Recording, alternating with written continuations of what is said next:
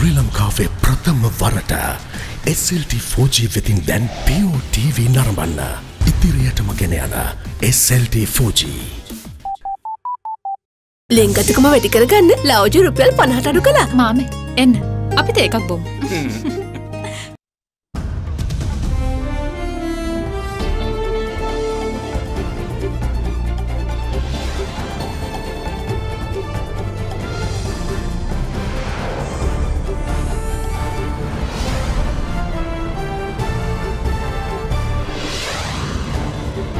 Tonight, on the front foot, Human Rights Watch alleges of closure of civic spaces as a cause for concern as Sri Lanka responds to UN report on religious freedom. Unfortunately, the SR's report has sought to judge the space for freedom of religion or belief in Sri Lanka through the few months that followed the Easter Sunday attack. Panic stations. Government orders special coronavirus facilities to be readied for possible influx of cases. Time running out. Court orders travel ban on bond scam suspects, including ex-MP Ravi Karunanayaka, ahead of warrant decision on Friday. Divine intervention. Easter attack Presidential Commission told that electrical fault in second St. Anthony's bomb possibly saved 3,000 lives. All that and much more coming up on First at 9. This Wednesday, the 4th of March, 2020. SMS කර රුපියල් මිලියන 3ක මුල්තැන්ගේ උපකරණ දිනාගෙන අවුරුද්දෙම කුස්සිය time save කරගන්න. From AdaDerana, this is AdaDerana First at 9. Live from Studio 24 in Colombo.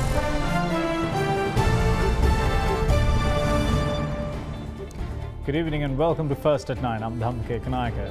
Now, in one of the top stories, the government has responded to allegations contained in the report compiled by United Nations Special Rapporteur on Religious Freedom, Ahmed Shahid, alleging the continued presence of ethnic tensions, significant gaps in upholding accountability, access to justice and ensuring non-recurrence of human rights violations. Acting Permanent Representative to the United Nations, Derana Mendes rejected the inaccurate assertions and inadequate assessments contained in the report and said that it was unfortunate that the Special Rapporteur's report sought to judge the country based on perceptions of the months following the Easter Sunday attacks, when the country's security and safety remained on a knife edge. The interactive sessions of the 43rd Human Rights Council took place in Geneva on Monday, where the UN Special Rapporteur for Religious Freedom, Ahmed Shahid, presented his Sri Lanka report, compiled following his inspection tour of the country in August last year. The Sri Lankan government accordingly was allocated time to present general observations to the report's contents. While there have been some elementary steps taken, lack of accountability and impunity remains a widespread concern, perpetuating a sense of insecurity among all religious communities. The legal framework in Sri Lanka guarantees the right to freedom of religion or belief to everyone. However, in practice, minorities face restrictions and violations of their right to manifest their religion or belief.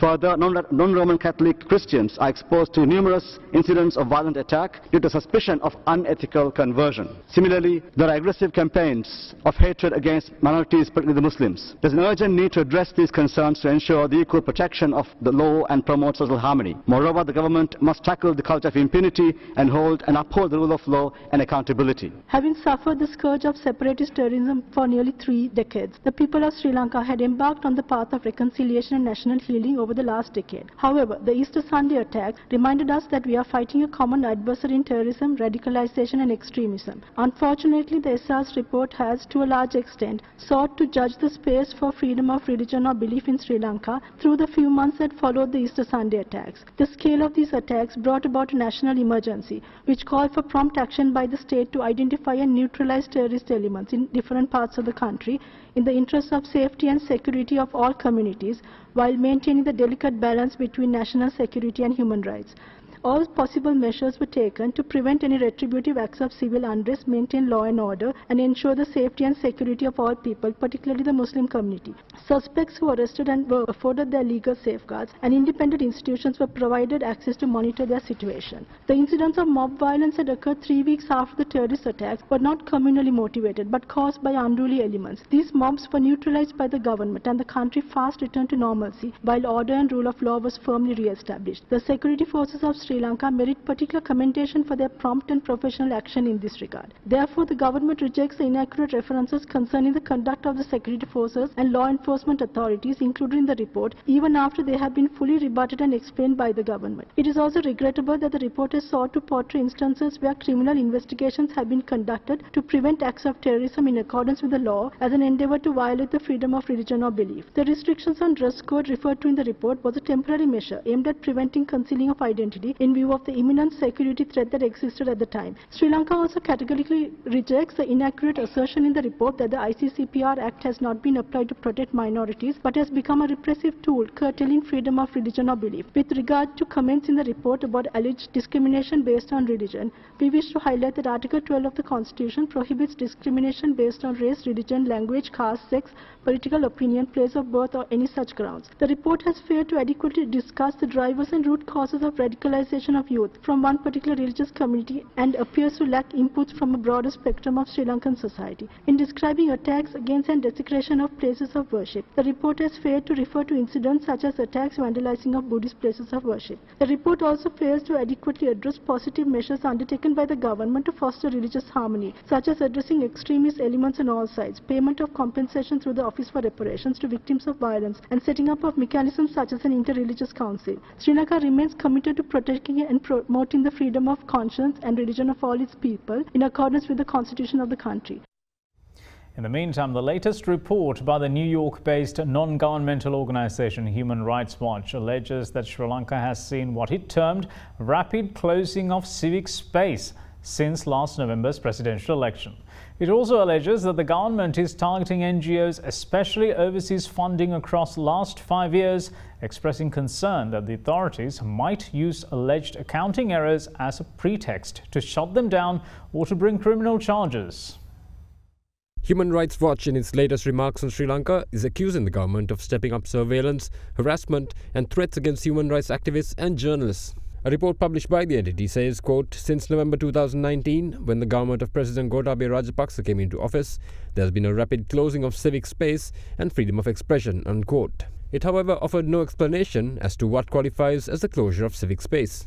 The report added that Human Rights Watch based its observations on interviews done with 15 Sri Lankan human rights defenders working in different locations around Sri Lanka, who it said gave consistent accounts of increased surveillance and pressure from security agencies. It also quoted one so-called activist expressing concern that the alleged situation may result in international lobbying and travel to Geneva not happening in the future. Human Rights Watch South Asia Director Meenakshi Ganguly meanwhile accused, quote, since the return of the Rajapaksas to power, a state of fear is being re-established in Sri Lanka, unquote. The report is also critical of the NGO Secretariat being placed under the Defence Ministry and the appointment of Major General Kamal Gunaratne as Defence Secretary. What's more, it says that the intelligence agencies have also begun to target the financial and administrative records of non-governmental organizations over the last 5 years, and especially details of fundings from donors abroad.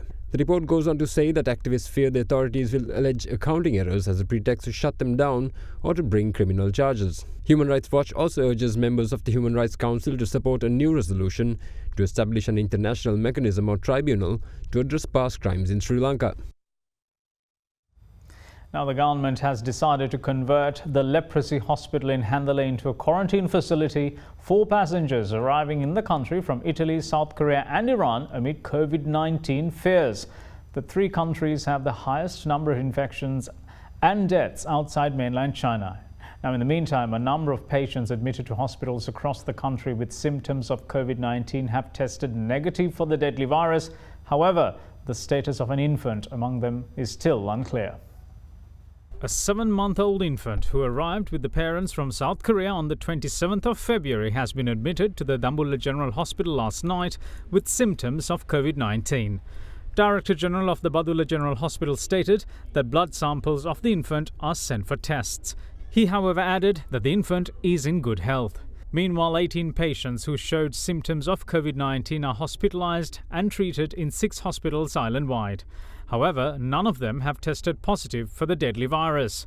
In the meantime, the Kuwait government announced that it will start screening travellers coming from Sri Lanka and 9 other countries starting from Sunday, the 8th of March, following the global spread of COVID-19. The Kuwait Directorate General for Civil Aviation made the announcement today, saying that the new measure would cover passengers coming from Sri Lanka, India, Bangladesh, Egypt, Syria, Azerbaijan, Turkey, the Philippines, Georgia and Lebanon. Travellers from those countries will need to undergo a medical examination and submit a certificate confirming they are not infected with the coronavirus or risk being deported from Kuwait. With the possibility of discovering patients with COVID-19 increasing across the world, the Ministry of Health, meanwhile, has decided to convert the leprosy hospital in Handala into a quarantine facility for passengers arriving in the country from Italy, South Korea and Iran. These countries have recently recorded a faster rate of COVID-19 spread than China. Delivering a special statement in this regard today, Director General of Health Services Dr. Anil Jasinghe said that every passenger reaching Sri Lanka from those three countries will be quarantined for 14 days as per a decision reached by the National Action Committee set up to prevent the spread of COVID-19 in the island. He added that the Sri Lanka Army is rendering its maximum support to convert the leprosy hospital into a quarantine facility. One of the countries worst affected with the virus, South Korea, has so far recorded 34 COVID-19 related deaths, along with 5,621 cases of infections. No Sri Lankan, however, is among the infected in South Korea. Death toll in Italy, meanwhile, rose to 79, along with 2,502 confirmed cases in infections. The only Sri Lankan confirmed so far with COVID-19 there is said to be on the path to recovery. Elsewhere in China, the latest death toll stood at 2,981, with the country also recording 80,282 infections. The death toll in Iran, meanwhile, has shot up to 92, recording the highest number of deaths outside mainland China. The Islamic Republic also records 2,922 cases of infections. COVID-19 has now affected 82 countries in total, posting a global death toll of 3,220, with 94,240 confirmed cases of infection. Moving on with other local stories, the Presidential Commission of Inquiry investigating the Easter Sunday bombings heard today that the bombers' motives in planning multiple delayed explosions at each site were aimed at inflicting maximum casualties, targeting civilian first responders at St. Anthony's Church and panic-stricken guests at the Shangri-La Hotel. Giving evidence today, Assistant Superintendent of Police Dimuthu Samaranayaka of the STF Counter-Terrorism and Bomb Disposal Unit said that casualties at St. Anthony's Church in Kochikade would have been near 3,000 but were saved by a simple technical fault. The Presidential Commission of Inquiry investigating the Easter Sunday terror attacks heard evidence from Assistant Superintendent of Police Dimuthu Samaranayaka, the Director of the Special Task Force Counter-Terrorism and Bomb Disposal Unit today. ASP Samaranayaka was instrumental in defusing a secondary bomb placed in a parked van outside the St. Anthony's Church in Kochikade, which he revealed could have claimed the lives of an estimated 2,000 to 3,000 further victims if it had exploded as planned. He revealed that the bomb had been purposefully placed, targeting first responders and the general public arriving to assist the injured from the initial blast. He added that initial inspections of the improvised explosive device had revealed that the bomb was attached to 4 gas tanks using a simple mechanism and had been timed to go off within an hour of the first explosion. However, the bomb had failed to go off at the original time due to a technical fault in the circuitry, but was primed to explode if tampered with. ASP Samaranayaka added that the method of defusing the bomb involved the extraction of a circuit wire from within its internal mechanism, which was done successfully at the time using a hook attachment. When inquired as to what role he played in the investigations of the other explosion sites, he added that he was also involved in probing the aftermath of Shangri-La bombing, where he learned that mastermind Zaran Hashim had been lodged in room 612 of the hotel. He revealed that upon entering room 612, a copy of a Quran was found lying open and face down at pages 80 and 81 that referred to the killing of idol worshippers and the waging of war against individuals who insult the religion. The ASP also added that an important fact that was revealed from the Shangri-La CCTV footage was that the attack bore the hallmarks of the Kochikade church attack, where bombers placed themselves in a manner that guaranteed maximum damage and loss of life. The CCTV footage showed the second bomber exiting room 612 and heading to the lobby area, while Zaran Hashim travelled to an upper floor. The reason for this was for the first explosion to induce panic among hotel guests, who would then attempt to evacuate the building by heading towards the ground floor, where the second bomber remained in waiting. When questioned whether the IGP had brought the information regarding the attacks to his attention, ASP Samaranayaka revealed that the information had come to him via Special Task Force Commandant M.R. Latif. Minister of Finance Ravi Karunanayake was slapped with an overseas travel ban today. The order was given when submissions were made before court following the Attorney General's instructions to the acting IGP to seek arrest warrants against 12 bond scam suspects, including Karunanayake. Chief Women's Police Inspector Dalmanatha Sanjeevani Kappedige made submissions to the Colombo Fort Magistrates Court today, seeking arrest warrants against 12 suspects named by the Attorney General yesterday, including former Minister of Finance Ravi Karunanayake, owner of Perpetual Treasuries Arjuna Aloysius, and former CBSL Governor Arjuna Mahendran in connection with the central bank bond scam. Chief Inspector Kappedige told court that the warrants were sought due to concerns that the suspects could engage in intimidating witnesses and requested the magistrate to also order overseas travel bans against them. Colombo Fort Magistrate Ranga Dissanayake informed the Criminal Investigation Department that the decision on the arrest warrants will be delivered on the 6th of March, but ordered the travel ban on the 12 suspects with immediate effect. Former Chief Executive Officer of Sri Lankan Airlines Kapila Chandrasena and his wife, who were arrested on money laundering charges, have been granted bail by the Colombo Fort Magistrates Court. They were each released on a cash bail of 2 million rupees and a surety of 2 billion rupees. On the 3rd of February, the Attorney General instructed the Director of the CID to obtain an arrest warrant from court and to arrest the former Sri Lankan Airlines CEO and his wife Priyanka Vijayanayake as suspects on charges of money laundering in the refleet deal between Sri Lankan Airlines and Airbus. The Attorney General had issued these instructions after considering the investigative materials submitted by the CID on the case. The Fort Magistrate issued an arrest order against the duo on the same day. Kapila Chandrasena and his wife surrendered to the CID through an attorney on the 6th of February, and statements were recorded from both of them. They were later remanded after being produced before court. We'll see you again after this short break. Stay tuned.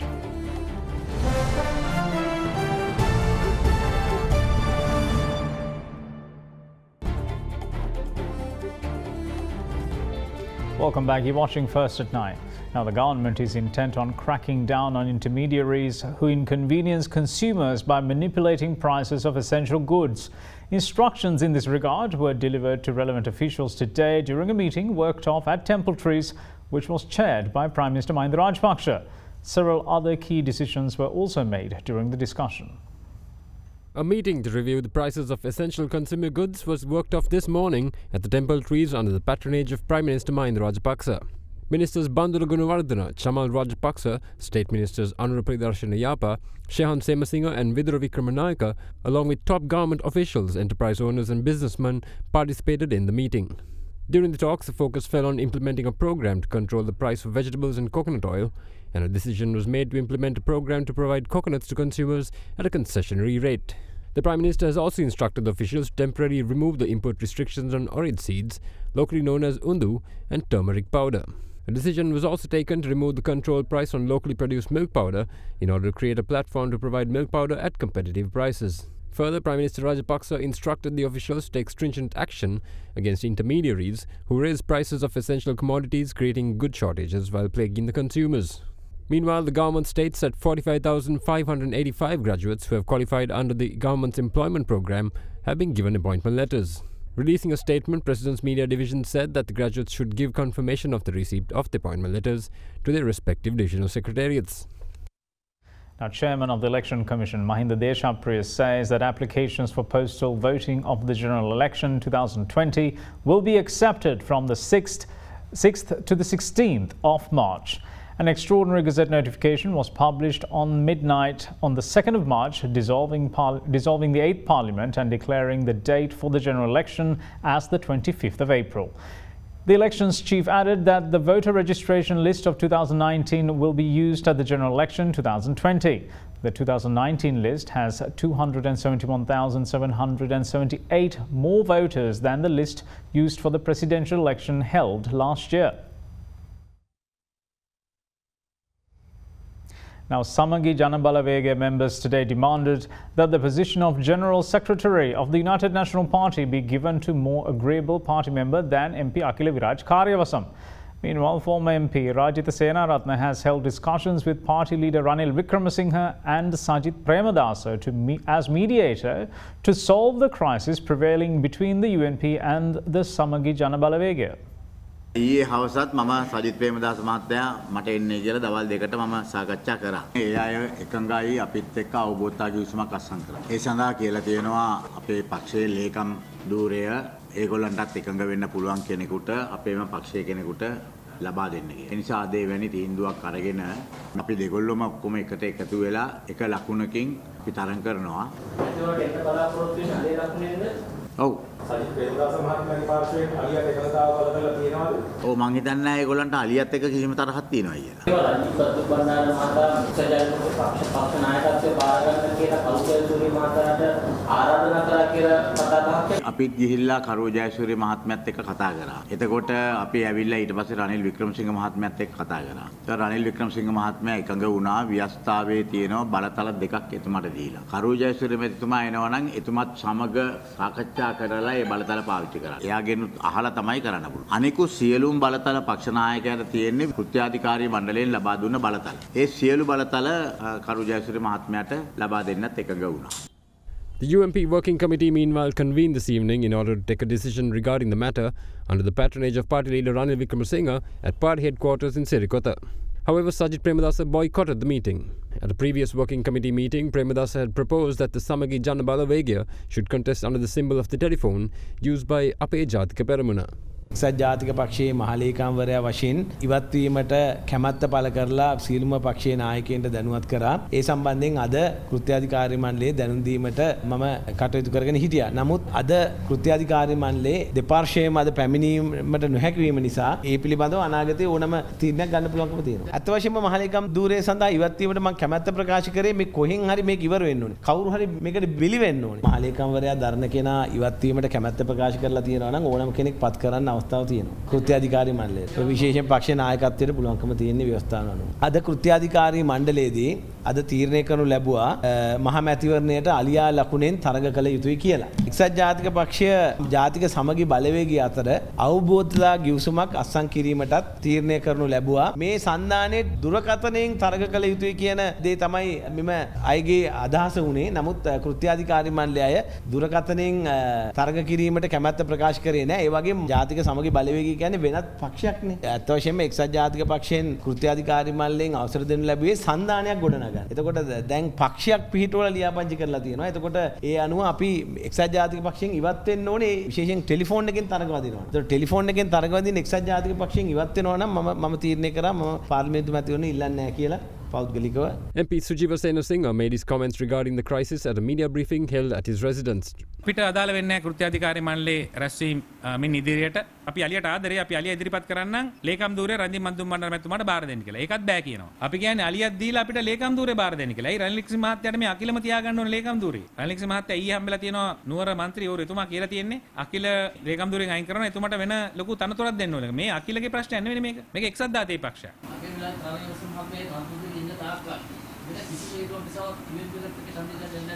නෑ අනිවාර්යයෙන්ම නෑ.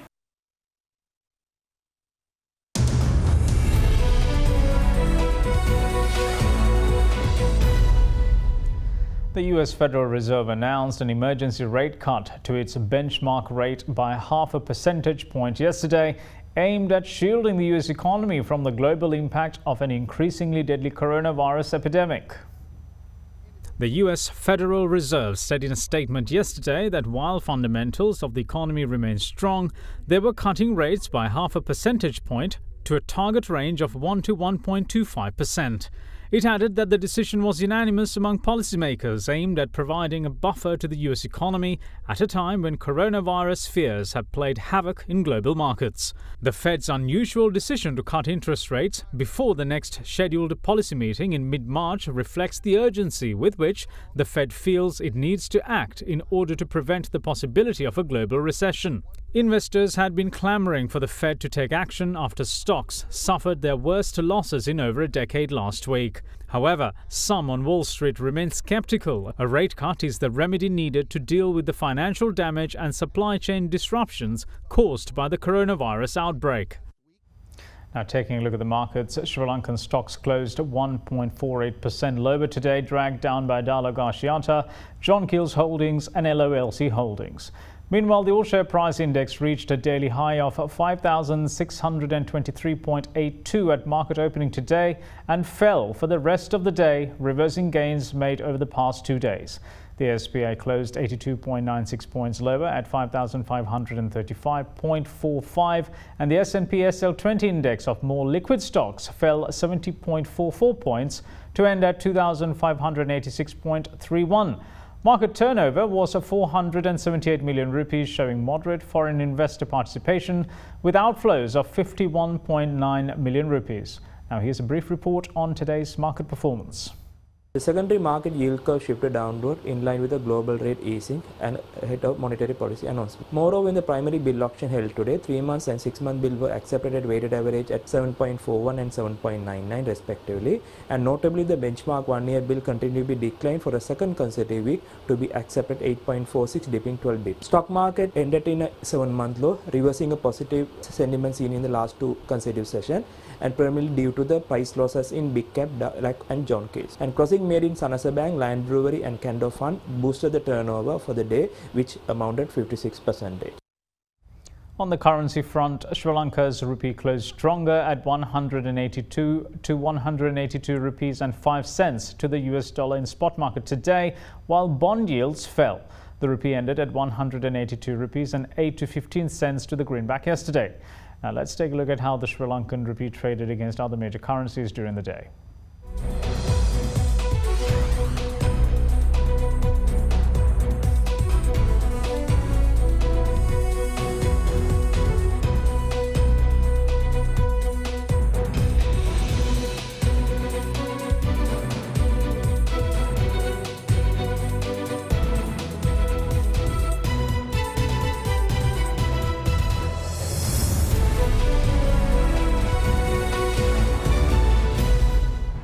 We'll see you again on the other side of this break. Don't go away.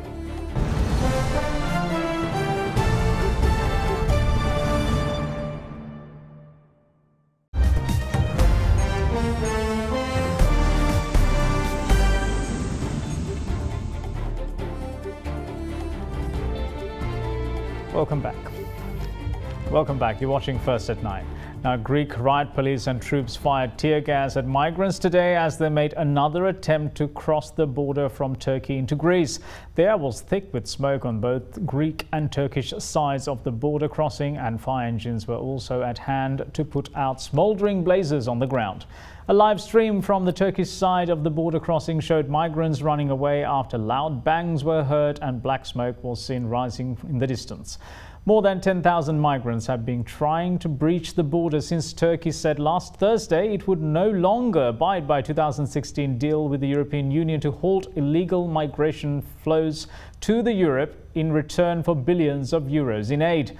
Greece, backed by the EU and Turkey, have traded daily accusations about mistreatment of the migrants, while Athens reinforced security along the border with troops and military patrols in the area.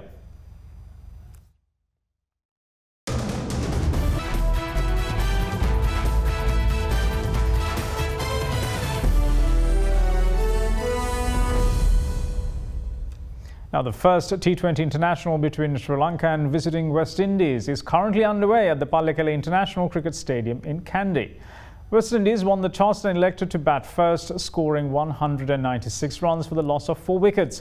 Lendl Simmons remained unbeaten on 67 runs, becoming the highest run getter for the visitors. Sri Lanka in their chase are currently on 73 runs for the loss of 5 wickets. And that's it from all of us here at First at 9. Thanks for watching. Bye-bye.